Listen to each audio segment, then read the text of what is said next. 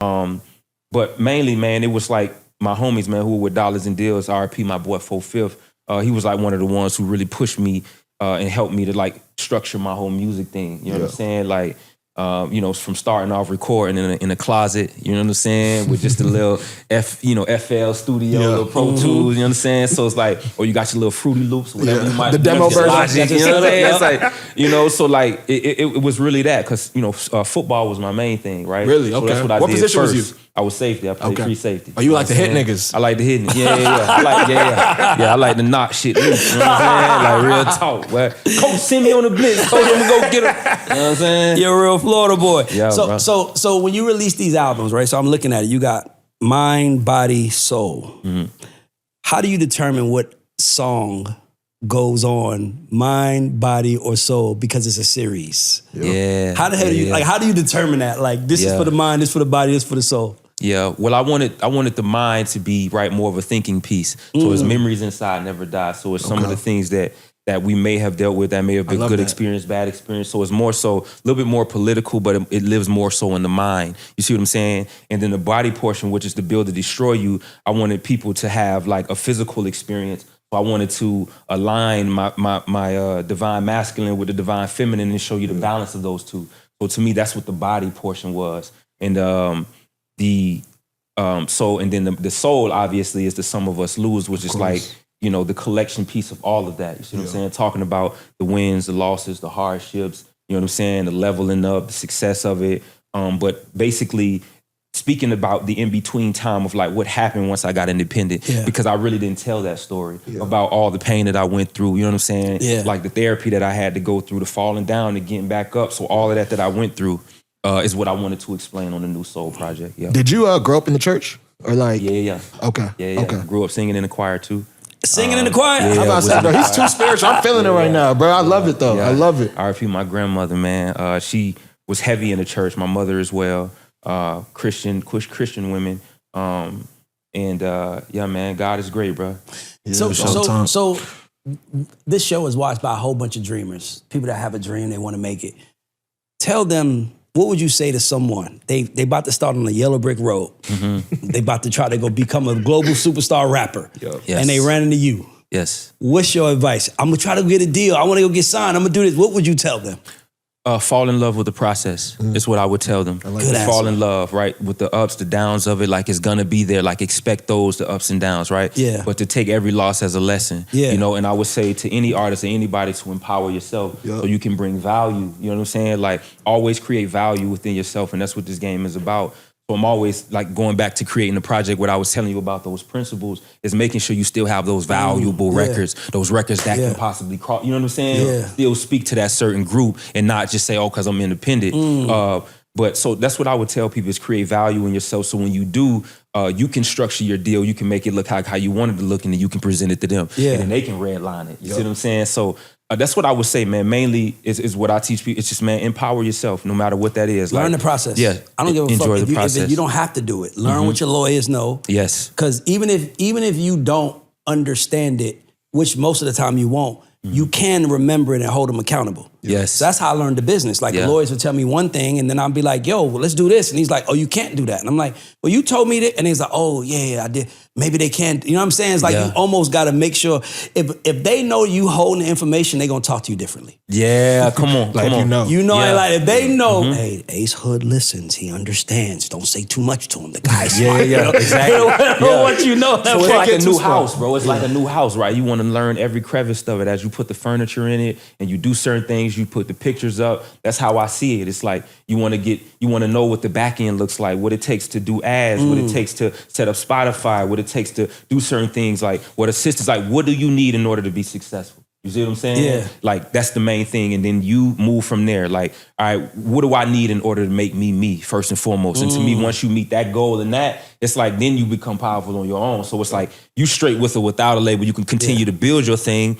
But I think knowing the crevices of the ins and outs is just like, nah, man. It's like you know actually your value and what you worth. Did you think that you would be still rapping this long after you came out? Like 2010, right?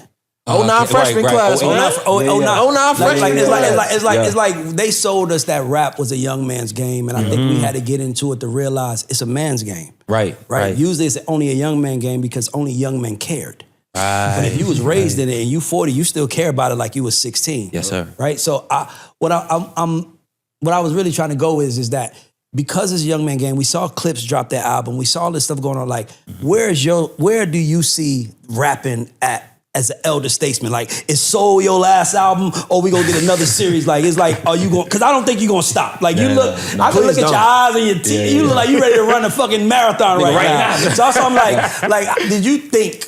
Cause there be times where I ain't gonna lie, I look at myself in the mirror and I'm like, Ray, you know how old you are, like, and you still act. But I'm like, I didn't think I was gonna be like this when I was there. You couldn't have told me at 16 that I was gonna be this cool. I didn't know it, my nigga. I didn't even know it was possible because I never saw a cool nigga when I was 16 at that age. Right. So for me, it's like, nigga, I'm the redefining cool. So when I look at rap and they say it's a young man's game, I'm looking at you, I'm like, I wanted the Acehood. When you asked me, oh wait, you gonna be rapping at 25. So 18 years now, I'm gonna be like, hell no, I'm gonna be somewhere with my hands. I'm like, but you still got that fire, bro. Yeah, bro.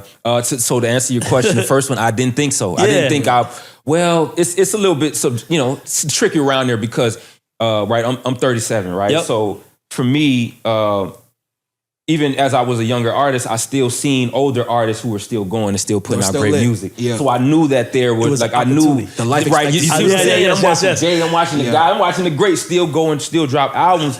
And then I recognize, I'm like, okay, just the older you get, like just the more intentional you have to be. You know what I'm saying? In terms of like releasing projects, because it's a little bit different because it's crazy because people used to tell me like, you create music like this forever.